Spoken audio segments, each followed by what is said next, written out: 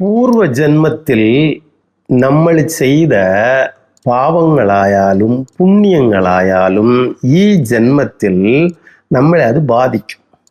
അപ്പം പൂർവജന്മത്തിൽ പാവങ്ങൾ എന്ന് പറയുന്ന 4 പാവങ്ങളുണ്ട്.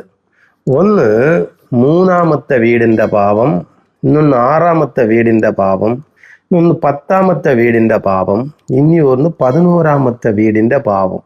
4 പാവങ്ങൾ, ദോഷങ്ങൾ. അതിൽ 4 വീട്ടിലുമുള്ള പുണ്യങ്ങളുമുണ്ട്. അപ്പം അതുകൊണ്ടാണ് ചില വിഷയങ്ങൾ നമുക്ക് ഇങ്ങനെ പറയാൻ പറ്റത്തില്ല. ചില വിധിയുണ്ട്. ആ ജാതകത്തിൽ അവരുടെ വിധിയെ നോക്കിയാൽ നമുക്കറിയാം ഇവർക്ക് ഈ ദോഷമുണ്ട്.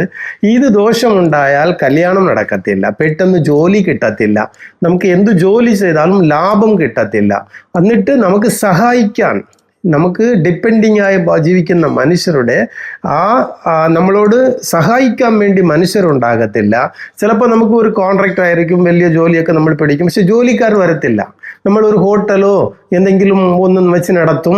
അവിടെ നടത്തുമ്പം ജോലിക്കാർ നമുക്ക് കിട്ടത്തില്ല. ജോലിക്കാർ കിട്ടാതെ നമ്മൾ ജയിക്കത്തേ ഇല്ല.